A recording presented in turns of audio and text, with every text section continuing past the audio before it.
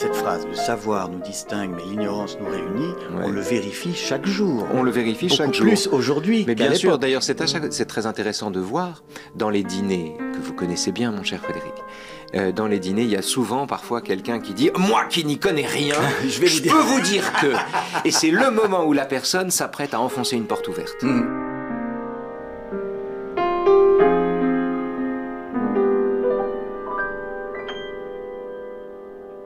Je suis extrêmement heureux de recevoir ce soir, Raphaël Antoven, pour son livre, L'Albatros, publié aux éditions de l'Observatoire. Et je suis heureux d'avoir des invités qui manifestent un intérêt en se pliant à ce gimmick de début avec courtoisie. Mais Voilà. bien sûr, c'est la moindre des choses. Merci beaucoup Raphaël. Salut Frédéric. Bientôt 50 ans. C'est vrai. Alors ça vraiment, Vous en êtes un autre. Moi beaucoup plus, mais je vous ai connu tout petit, ça me fait un choc. Ah oui. Moi-même qui me suis connu tout petit, j'avoue que je reste sidéré que quelqu'un d'aussi jeune que moi ait déjà cet âge-là. Vous êtes philosophe, essayiste, écrivain, vous êtes éditorialiste à la revue Franc-Tireur. C'est vrai. Et puis on vous voit souvent dans les médias, ce qui vous cause quelques ennuis d'ailleurs, on en parlera, mais vous n'êtes pas là pour ça. Non. Vous êtes ici pour parler de l'Albatros, et ça va peut-être vous faire bizarre de pouvoir vous exprimer librement pendant 1 heure sans être interrompu par des hordes de vociférateurs. C'est un plaisir dont je me délecte, que je devance vraiment avec bonheur. Je suis venu ici, j'étais à vélo et j'ai traversé un Paris pacifié pour croiser, pour arriver chez vous. Cette journée jusqu'ici est une merveille. Voilà. Nous n'avons pas prévenu que vous veniez. Ah, et c'est du coup, peut-être pour ça. C'est peut-être pour ça. C'est ça. Bon, alors on se débarrasse tout de suite de la polémique, si vous êtes Si vous d'accord. voulez. Il s'agit d'un tweet, sur X. Vous avez dit qu'il n'y avait pas de journaliste à Gaza. Non, j'ai dit qu'il n'y avait aucun journaliste à Gaza, c'est pire. Oui. J'aurais pas dû dire ça. Non, alors je sais que vous êtes excusé depuis, mais Ouais. ça partait d'un reportage réel. Ça partait d'un reportage sur le CV de quantité de gens flanqués d'un gilet presse qui étaient en réalité des cadres combattants du Hamas. Voilà, des Donc, terroristes. Des terroristes, donc, tout à fait, des terroristes. Et ces gens-là étaient comptabilisés dans la liste des journalistes assassinés par Tsahal et soi-disant visés en qualité de journaliste. Je suis désolé, je dénie la qualité de journaliste à quelqu'un qui est un combattant du Hamas, même s'il porte un gilet presse. Par ailleurs, la presse sur place est sous la surveillance du Hamas. Bien sûr, et les chiffres donc, qu'on donne d'ailleurs sont les chiffres. Les chiffres sont ceux du Hamas. J'en veux pour preuve qu'il n'y a jamais de reportage sur les otages, ni sur les manifestations contre le Hamas. Mais cette phrase était injuste parce qu'elle faisait peu de cas des gens qui font passer de l'info et qui risquent leur vie. Voilà. Donc c'était une phrase que je n'aurais pas dû prononcer. Voilà. Alors, Vous êtes marqué au fer rouge quand vous prononcez quelque chose parce que les gens ont tellement envie de vous prendre en défaut que quand vous-même vous commettez une erreur, immédiatement ça devient une faute. Et alors, Donc, voilà. vous êtes quand même très actif sur les réseaux sociaux. Est-ce que c'est pas aussi ça le problème? Parce Oui, que vous, mais vous, c'est vous un vous espace mettez en que danger tous les jours. C'est vrai, mais c'est un espace que je ne veux pas laisser, paradoxalement, aux vilaines manières. Alors j'en ai moi-même de temps en temps parce qu'on est contaminé par l'outil, mais c'est un espace que je ne veux pas laisser aux préjugés ou au sectarisme. Donc, Par ailleurs, moi, je vous dis mon opinion, c'est que certes la phrase était fausse, mais par ailleurs la question de débattre sur la liberté de la presse dans l'enclave, oui, ça me paraît important. Dans la bande de Gaza, on doit pouvoir en parler. Je ne disais rien de plus que cela, mais je l'ai dit maladroitement et je maintiens qu'il faut pouvoir en débattre. Des gens ont osé dire que je m'en prenais à la liberté d'expression parce que je disais qu'il n'y avait pas de journaliste à Gaza. Mais c'est bien le contraire. Je me souciais de la liberté d'expression et c'est précisément la raison pour laquelle je déniais la qualité de journaliste à des combattants. Et alors, en vous souciant de la liberté d'expression, on vous supprime la vôtre, puisque maintenant, quand vous allez dans un événement, une rencontre, une conférence, vous avez tout de suite des interruptions, il faut des que je parle de problèmes. ma mère et de sa maladie de Parkinson au cri de Israël assassin, Antoven complice, et avec des cornes de brume et tout. Faut que j'aille dans les festivals sous protection policière. Mais je suis heureux de vivre dans ce pays où la police garantit la liberté et où ce sont des hordes qui la menacent. C'est ça qui est intéressant. C'est qu'on vit une époque qui est une époque hyper démocratique où la censure a cessé d'être verticale pour devenir horizontale. Vous êtes censuré maintenant par votre voisin, vous êtes censuré pour délit d'opinion, vous n'êtes pas censuré parce que vous avez dit quelque chose qui contreviendrait à des mœurs officielles. Il n'y a plus de mœurs officielles, il n'y a que l'État qui est seul garant des libertés quand les gens deviennent fous. Alors, il y a une autre affaire aussi, c'est que vous avez un procès pour diffamation contre la France pour insoumise. Ils m'ont attaqué pour injure, voilà. ils n'ont pas voulu m'attaquer pour diffamation. La France insoumise que vous avez qualifiée d'organisation antisémite. Oui, j'ai dit qu'ils étaient passionnément antisémites. Oui. C'était tout l'objet de la plaidoirie de mon avocat, Richard Malka, qui a plaidé pendant 2h30 la thèse de l'antisémitisme viscéral des insoumis, qui d'une certaine manière remonte à Barès et qui prend des formes tout à fait diversifiées. Il en a fait la recension exhaustive et le texte va paraître en novembre. Et le procès aura un résultat, un verdict bientôt? Le 6 novembre. La décision est rendue le 6 novembre. Il faut que je diffuse cette émission avant. Il faut diffuser cette émission avant, c'était la question que j'allais vous poser en off. Non, du tout en in. Mais ici. en in, Ici, bien sûr, nous nous n'avons pas de secret. Non, c'est un lieu de liberté. Bien sûr. Bon, alors, maintenant, parlons sérieusement de Catherine David, votre mère. Avec joie. Vous êtes le fils de 2 journalistes du Nouvel Obs, Catherine David. Pour pas faire comme eux, j'ai fait du journalisme. Et Jean-Paul Antoven. Donc, s'il n'y avait pas eu le Nouvel Obs, vous ne seriez pas là. Vous devez votre vie à... Non, je ne dois pas ma vie au Nouvel Obs, je dois ma vie à Sciences Po. C'est là qu'ils se sont rencontrés. Ah oui, d'accord. Qu'ils aient ensuite intégré l'équipe du Nouvel Obs à l'époque bénie, où on faisait des longs papiers, où on rentrait tout de suite dans la rédaction, où on avait un job et où on était au milieu d'une équipe merveilleuse. C'est tant mieux pour eux, mais ils se sont rencontrés à Sciences Po. Je vais vous demander de lire un extrait du livre qui cumule un extrait de la prose de votre mère et puis ensuite votre prose à vous. Les deux sont collés et ça donne une idée de à la fois ce portrait et votre style. L'écriture, assurait-elle, est faite pour nous, les lents, les pâteaux, les inadaptés, les gaffeurs, les timides. Elle nous permet de mesurer nos paroles, de trouver enfin la réplique cinglante, de freiner nos impulsions, de cacher nos ridicules, de rendre comestible cet infâme brouet qui nous sort des tripes. L'écriture, ça sert à dégueuler poliment, sans trop gêner les voisins. Ne surtout pas fermer les yeux, interroger le caniveau, le reflet de l'immeuble d'en face dans la vitre, le boulanger, la couleur des chaussures, le murmure des moteurs, la mousse sur le café tranquille, écrire au hasard comme on se verse du rosé, remplir l'instant à ras-bord. Tant que la plume trace ses petits oiseaux à pattes noires sur la feuille, l'angoisse est tenue en respect. Voilà, alors la première partie était de Catherine David oui. et la deuxième moitié de ce que vous avez lu. Oui, j'ai truffé le texte de passages qui sont d'elle-même, ce que je n'ai eu aucune peine à faire parce que nous étions quasi gémellaires dans nos réflexes, nos façons de penser, ou bien ceux qui attiraient notre attention. Donc on s'entendait si bien que j'ai eu aucune peine, il n'y a rien d'artificiel, tout m'est venu naturellement, à greffer quelques textes de ma mère à l'intérieur du mien. Oui, et c'est très beau d'ailleurs parce que vous dites, au fond, le message de ce livre, s'il y en a un, c'est que vous portez le nom de votre père, Jean-Paul Antoven, qui est un écrivain certes très important et brillant, mais vous avez peut-être plus un style proche de celui de votre mère. C'est-à-dire que j'ai des affinités philosophiques beaucoup plus proches de celles de ma mère. C'est vrai. C'est vrai, je suis infiniment proche de la façon dont ma mère était. Ma mère était une spiritualiste. C'était quelqu'un qui, en toute chose, recherchait l'esprit. Ça pouvait être le trait d'humour, ça pouvait être le refus que tout puisse être mécanisé. C'était quelqu'un qui musicalement traquait la perfection et le geste parfait. Et nous avions ces scrupules en commun. Très profondément. Et par le plus grand des hasards, je m'en suis aperçu quand j'avais 25 ans. Je me suis aperçu en lisant un de ses livres qu'en réalité, on était quasiment jumeaux, d'une certaine manière, plus que mère et fils. Je lis l'extrait, page 199. Ma mère et moi étions jumeaux de soucis, cousins, voisins, parents, obsédés par les mêmes questions, saisis des mêmes vertiges, tentés par la même modalité de l'insaisissable, le même matérialisme enchanté, la même façon de ne pas croire en Dieu. C'est une déclaration d'amour, c'est aussi un récit de guerre contre la maladie de Parkinson. C'est un récit de guerre contre la maladie de Parkinson. C'est une guerre perdue d'avance. Tout à fait perdue d'avance que je comparais à la charge des officiers polonais à cheval contre les tanks des divisions allemandes, parce que c'est vraiment ça qui s'est passé. Oui, moi j'ai vécu la même chose. Mon père est mort de la maladie de Parkinson également.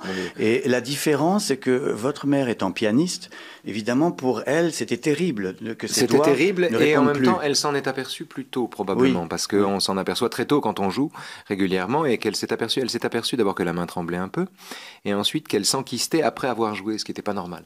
Et on l'a donc tôt diagnostiquée, elle a pris de la dopamine rapidement, et pendant ce temps-là, c'était la drôle de guerre.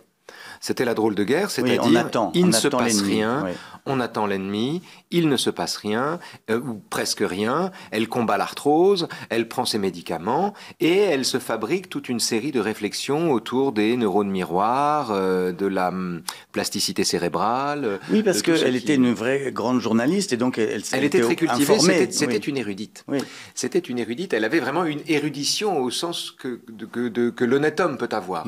Elle était extrêmement savante, et elle le faisait là à dessein pour essayer de comprendre ce qui lui arrivait et pour édifier une sorte de rempart spirituel à l'agression qu'elle pressentait. Et évidemment, tout ça a été balayé par les premiers symptômes. Mais il n'est pas impossible que bientôt, la génétique, les cellules souches, les implants électroniques dans le cerveau puissent guérir cette maladie. Donc c'est terrible. J'en sais rien. Je ne crois pas qu'on puisse guérir d'une maladie neurodégénérative. On peut peut-être la soigner mieux. Ou retarder les effets. Voilà, c'est-à-dire mieux la soigner. Mais guérir de ça... Passons au grand jeu célèbre de l'émission Devine tes citations. Vous êtes déjà venu, donc je n'ai pas besoin de vous rappeler que je vais vous lire des phrases de vous. Et vous devez me dire dans quel livre vous avez écrit ceci. Oh mon Dieu. Ma mère était un cœur vaillant, né dans un silence de tombe. Il connaît par cœur son livre. Et après, il y a quoi ? Entre un père absent et une mère endormie. Exact. Qui a mis 4 ans, le père, à reconnaître qu'il l'avait reconnu. Oui. Alors, pourquoi déjà, le style est plutôt de droite, moi, je trouve. Vous avez un style de droite, en fait. Oh, quel plaisir. Mais je ne sais pas. Quelle surprise agréable. Je relis. Ma mère était un cœur vaillant, né dans un silence de tombe. Oui, ça a un côté presque Chateaubriand. Enfin, vous voyez. J'aimerais bien. À l'ancienne. Alors, non, en fait, elle est née. C'est post-tombe. Elle est née. Mon grand-père avait 2 enfants déjà, et il était marié quand ma mère est née. Donc il l'a reconnue, mais il l'a reconnue du bout des lèvres, quoi. Et quant à ma grand-mère, elle était endormie. Donc ma mère est née dans un silence de tombe entre une mère endormie et un père qui n'était pas là ce jour-là. Autre phrase de vous. Ça j'aime beaucoup. Madame, sauf votre respect, allez vous faire enculer par un parapluie ouvert. Oui, absolument. C'est ce que j'ai dit à un des docteurs de ma mère, qui était une femme épouvantable, qui l'avait fait attendre pendant 1h30 dans une salle d'attente congelée avant de lui reprocher de ne pas avoir pris son dossier médical. Donc c'est toujours dans l'Albatros. Mais absolument, je ne retire pas. Il y a des médecins qui sont non seulement blasés, parce qu'ils donnent des diagnostics froidement, mais en plus vous font poireauter. Alors vous font poireauter, je pars parce qu'ils avec sont débordés. Mère. On avait rendez-vous à 5h30, je pars avec elle. Elle n'avait pas envie d'y aller, et elle était au moment du Parkinson où la jambe gauche ne refusait d'avancer. Et donc il fallait la stimuler à chaque fois. Donc si mauvaise volonté plus jambe gauche qui renacle, c'était un calvaire. Et la transporter jusqu'à chez son médecin, prendre le taxi, etc., arriver, remarcher, enfin, un supplice. On arrive à l'heure, et je découvre à ce moment-là qu'il y a 6 patients avant nous, et dont chacun prend un quart d'heure. Et je me retrouve donc à devoir attendre pendant 1h30 dans une salle d'attente congelée. Et quand la médecin débarque enfin, la première question qu'elle pose à ma mère, c'est « Madame, avez-vous votre dossier médical ?» Mais ma mère savait même plus comment elle s'appelait. Elle savait même plus d'où elle venait, ni ce qu'elle... Et le médecin pose cette question. Et là, j'étais chauffé à blanc par temps de froid. Je l'ai mal pris, et j'ai proposé à la médecin de... Oui, mais c'est vrai que c'est malheureusement banal d'attendre dans des salles d'attente de médecins débordés. J'ai vécu des expériences similaires. Et oui, mais attendre, on a des envies de meurtre. Je veux bien, mais attendre, il n'y a pas de problème. Mais à ce moment-là, être accueilli d'une certaine manière, Madame, pardon pour l'attente. Oui. Peu de choses eussent suffi. Oui. Le savoir nous distingue, mais l'ignorance nous réunit. Oui, c'est où ça ? Ça, c'est je dirais, dans le philosophe de service. Exact. Le philosophe de service en 2011. C'est ça. Ce qui ne vous rajeunit pas. Ce qui ne me rajeunit pas. Je retire pas un mot d'ailleurs de ce texte que j'avais écrit, qui était très barthésien dans son inspiration, et qui date d'une époque où je faisais le malin à la télévision. Oui, mais attendez. cette phrase, le savoir nous distingue, mais l'ignorance nous réunit, on le vérifie chaque jour. On le vérifie chaque jour. Beaucoup plus aujourd'hui qu'à l'époque. Mais bien sûr, d'ailleurs, c'est très intéressant de voir dans les dîners, que vous connaissez bien, mon cher Frédéric, dans les dîners, il y a souvent, parfois, quelqu'un qui dit « Moi qui n'y connais rien, je peux vous dire que… » Et c'est le moment où la personne s'apprête à enfoncer une porte ouverte. Moins on connaît un sujet, plus on balancera, plus on en parle, et plus on balance la chose la plus banale à dire à son sujet. C'est la connaissance du sujet qui nous permet d'affiner notre opinion. Donc le savoir nous distingue et l'ignorance nous réunit. Et l'ignorance, aujourd'hui, ce sont deux menaces, l'une à droite et l'une à gauche. Disons, le trumpisme d'un côté, populisme, et de l'autre, le wokisme. Et vous combattez les deux avec le même acharnement. Est-ce que c'est le même acharnement? Oui, c'est tout à fait le même acharnement, parce que ce sont des dangers différenciés, ce sont des dangers distincts.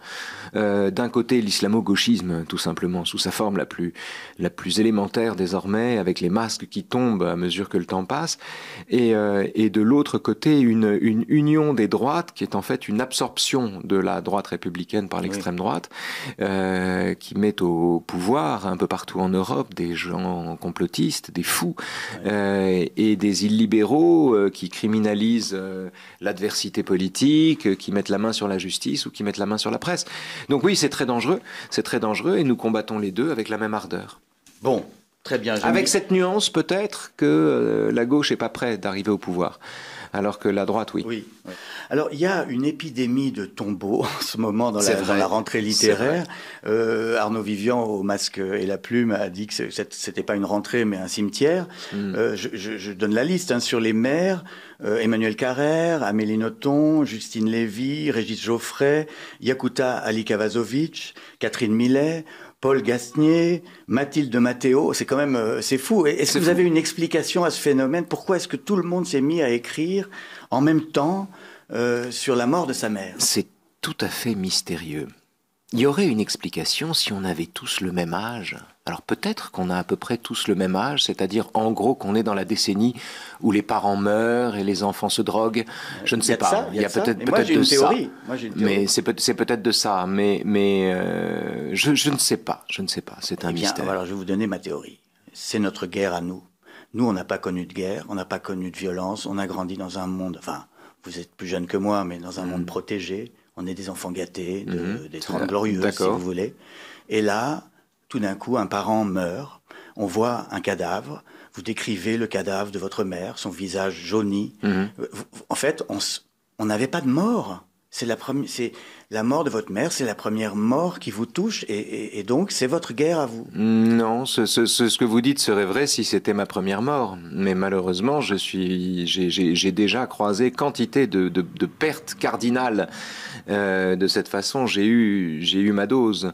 Non, je reste sidéré que tout le monde parle de sa mère ou reparle de sa mère. Est-ce que c'est pas aussi pour analyser une génération qui nous a précédés, qui a voulu il n'y a rien de délibéré dans tout ça. Il n'y a rien de délibéré dans tout ça. En ce qui me concerne, ma mère meurt en janvier 2023. Je me plonge dans ses livres pour éponger mes larmes. Je lis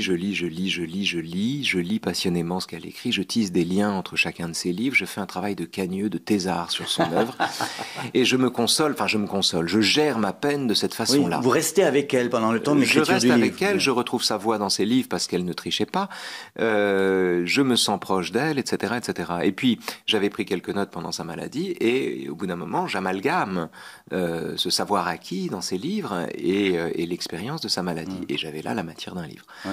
Ça s'est fait comme ça. J'ai pas choisi le calendrier. Je n'ai rien décidé. Non, mais c'est ça qui est étonnant. Je vous pose une question de sociologue, en fait. Mais je ne sais, faut-il une théorie ou bien peut-être, suprême merveille, ce serait un pur hasard. Oui, peut-être aussi. Un pur hasard.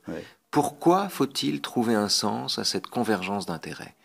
C'est un pur hasard, après tout. Pourquoi pas? Alors vous faites un portrait de Catherine David qui est assez émouvant parce que elle était très distraite. Vous la décrivez comme une sorte de Annie Hall. Vous vous souvenez de ce personnage de Woody Allen? Elle est à la fois une écrivaine truculente, mais aussi une grande pianiste, mais aussi elle est tout le temps maladroite. Avant même d'avoir Parkinson, elle était déjà très maladroite. Toujours maladroite, gaffeuse, mal attifée, qui s'arrangeait mal la vie. Elle s'arrangeait mal la vie. Pourtant très belle, hein? Magnifique. Ah oui. Mais elle s'arrangeait mal la vie. Elle s'était mal arrangée l'existence, incontestablement. Mais ce qui est vrai, c'est qu'à l'intérieur même de la solitude, du désarroi ou de ce qu'elle pouvait traverser, elle se retrouvait parfois à son piano ou à son bureau, et là, vraiment, elle prenait sa revanche. Et c'est ça qui est beau dans l'histoire. C'est qu'elle était capable d'envols sublimes. Elle était, quand elle déployait ses ailes, capable de merveilles. C'est pour ça que je l'appelle l'albatros, parce qu'elle a cette ambivalence de l'oiseau que ses ailes de géant empêchent de marcher, mais qui prend son envol. Et se rit de l'archer. Dans l'Albatros, l'humour vous protège de l'émotion, souvent. On sent que, même ça décuple l'émotion, de sourire, de plaisanter. Je pense à cette scène où votre mère vous saisit le bras en disant « Ça, c'est de la bonne fabrication ». Oui, c'est vrai. C'est-à-dire qu'elle avait ces idiomes qui revenaient très souvent comme ça. Donc elle m'attrapait le bras, elle disait ça, c'est de la bonne fabrication. Et elle le disait chaque fois. C'est elle qui l'avait fait. Oui, mais elle le disait chaque fois avec gourmandise, comme si elle le disait pour la première fois. Et elle éclatait de rire toujours de la même manière. C'était comme elle disait, mieux vaut entendre ça que d'être sourde. Ça revenait comme un leitmotiv et ça l'éclatait toujours de la même façon. Le génie des sentences de ma mère, notamment « il n'y a qu'un seul Dieu et nous n'y croyons pas » ou bien des choses comme ça, « il » et son féminin « il » avec un E. Le génie des sentences de ma mère s'est longtemps perdu dans le psittacisme de ma mère et dans sa capacité à les énoncer de façon constante. Et c'est avec le silence de ma mère que j'ai fini par retrouver ces phrases et par leur trouver une intelligence plus particulière. Donc, que la guerre en Palestine ne vous empêche pas de lire l'Albatros, et en écoutant les morceaux, parce que vous citez énormément de morceaux de musique que votre mère interprétait au piano. Du coup, j'ai fait ça. Moi, j'ai lu le livre en écoutant les morceaux à chaque fois. Ça marche bien. Et ça marche très très bien. C'est vraiment très agréable. C'est aussi un livre qui éduque l'oreille à la musique classique. On enchaîne avec le questionnaire de Bec BD, c'est moi. Eh oui. Pourquoi un jeune devrait-il lire votre livre au lieu de scroller sur TikTok? Oh, quelle bonne question. Vous aviez publié un livre qui s'appelait L'esprit artificiel. C'est vrai. C'était sur la notion d'esprit et puis sur l'intelligence artificielle. Il y a de l'IA dans les algorithmes. Hein. Mon livre est beaucoup moins amusant qu'un scrolling sur TikTok. Alors pourquoi doit-on lire l'Albatros ? Néanmoins, il contient plus de musique. Donc il y a plus de musique dans mon livre que sur TikTok. Je dirais ça. Avez-vous déjà écrit en état d'ivresse? Oui, bien sûr. Un roman doit-il réparer le monde? Alors, je vous aurais bien volontiers dit que non, mais je suis bien obligé d'admettre que certains récits ont des vertus réparatrices. C'est pas leur mission, mais ça peut. Ça n'est pas leur mission. Ça n'est pas leur mission. Ils ont des vertus réparatrices. Ils peuvent réconcilier des êtres avec eux-mêmes ou avec d'autres. Exemple. Vous, quand vous avez lu La Recherche du temps perdu, je m'en sers tous les jours. Je m'en sers tous les jours. Vous savez, quand vous lisez La Recherche du temps perdu, vous apprenez un truc très important. Vous apprenez que, d'abord, le bonheur est infécond. Le bonheur est stérile. Donc les années heureuses, c'est sympa, mais c'est pas avec ça qu'on fait des bons romans. Le bonheur est infécond, adage numéro 1. Donc vous voulez dire qu'il faut être malheureux pour avoir du talent? Si on est proustien, oui. Ça marche comme ça marche au malheur. Néanmoins, dit-il, la vie est toujours plus intéressante que douloureuse. Et c'est ça qui est formidable. C'est-à-dire qu'on a toujours la ressource par l'écriture d'adopter ce pas de côté, de faire ce pas de côté sur le malheur qui nous accable et de le trouver plus intéressant que douloureux. Et c'est là d'ailleurs en général qu'on trouve quelque chose à dire. Donc il faut se respecter l'originalité de ses souffrances. Sinon on n'écrit rien. Quel est pour vous votre chef-d'œuvre? Je sais pas de chef-d'œuvre. Votre livre préféré de vous? Pas là. Ah, le plus important, c'est celui que vous avez en main. C'est l'Albatros, oui, incontestablement. D'accord. Incontestablement, c'est le plus touchant, le plus personnel. C'est le plus... Voilà. Non, moi j'ai une tendresse parmi mes livres pour un livre qui a fait un four et dont je maintiens qu'il est le plus intime de tous, qui était une fable animalière politique qui s'appelait Krasnaya. Et qui était une fable sur une démocratie qui pourrit sur elle-même. Un peu orwellienne, un peu totalement ferme orwellienne. Des animaux. C'était totalement ferme des animaux, mais complexifié à l'infini. J'avais inventé des langages nouveaux, j'écrivais la moitié du texte en russe, etc. Et je m'y suis livré, mais alors vraiment mes corps et âme. Et ça dans l'indifférence générale. Un flop, un accident industriel, l'indifférence de tous, etc. Et j'avoue que, alors aujourd'hui, je me marre avec ça. Il faudrait que je le reprenne parce que je dois dire que je n'ai rien compris. Mais oui, mais c'est un très bon livre. C'est un très bon livre. Il ne méritait pas ce sort. Mais bon, c'est la vie, c'est comme ça. Êtes-vous un ouin-ouin? Non. La question Fahrenheit 451. Si nous vivions dans un monde où les livres étaient interdits, quel livre apprendriez-vous par cœur pour le transmettre? Alors ça c'est facile. Sauver. À la recherche du temps perdu. Non mais alors attendez, 3000 pages? Bah oui. Vous allez apprendre par... La mémoire n'est pas un stock, la mémoire est un muscle. Et les plus beaux textes sur la recherche ont été écrits par des gens qui s'en sont souvenus. Le texte de Joseph Czapski, par exemple, le colonel polonais, qui est dans un camp et qui, pour distraire ses camarades, leur parle de Proust. Il leur parle de Proust uniquement avec le souvenir qu'il en a. Dans Primo Levi, si c'est un homme, il récite du Dante et de façon fragmentaire, morcelée, quelques vers en bordel, parce que c'est tout ce qu'il a dans la main. Et rien n'est plus important que d'opposer, ça c'était toute ma mère, sa petite mémoire au tsunami de l'oubli. Y a-t-il un livre qui vous a sauvé la vie? Ça c'est vraiment une question un peu démagogique. Le réel et son double de Clément Rosset m'a sauvé la vie parce que j'avais en le lisant, je faisais en le lisant l'expérience incroyable d'y trouver consignées mes propres intuitions. Des idées à l'état latent, larvaire, gestationnel, naissant, des idées toutes petites, minuscules, miniatures, qui soudain étaient déployées dans toute leur capacité sous mes yeux. Et donc j'ai fait des bonds de cabri en lisant ce texte parce que j'ai vieilli de plusieurs années en une seule lecture. Et j'ai ajouté une nouvelle question à mon questionnaire aujourd'hui. Elles sont bien vos questions, Frédéric. C'est y a-t-il un de vos livres que vous regrettez d'avoir écrit ou que vous écririez différemment? Ah, je pense que j'écrirais Le temps gagné différemment. Je pense que j'écrirais Le temps gagné différemment. Trop violent? Oui, parce qu'il était trop violent et que la violence a un effet d'hypnose et capte le regard. Donc je pense que je l'écrirais différemment. Peut-être vous auriez dû le laisser reposer quelques mois, comme de la pâte à crêpes. Enfin, pas quelques mois, la pâte à crêpes, mais vous laisser reposer ce manuscrit dans un tiroir, le reprendre 6 mois plus tard. C'est vrai, la théorie de la pâte à crêpes est assez...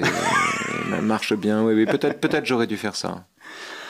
Bon, mais écoute, merci infiniment d'être venu passer ce moment en ma compagnie. Je n'ai dit que la vérité. Et je voulais terminer en faisant ça. Ça, c'est de la bonne fabrication. Merci beaucoup. Merci Frédéric. Je remercie l'équipe du Figaro Télé.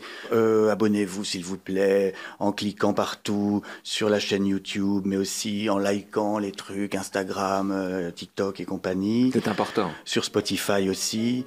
Oui, parce que plus vous vous abonnez, plus vous recevez des nouvelles de nous. Et du coup, vous serez au courant des invités des semaines prochaines. Alors, je vais recevoir bientôt Mark Wetzmann, par exemple. Oh, c'est bien. Oui, son merveilleux. Son livre est formidable. Sur Philip Roth. Et n'oubliez pas, bien sûr, lisez des livres, sinon vous mourrez idiot. Bonsoir. Rien de mieux.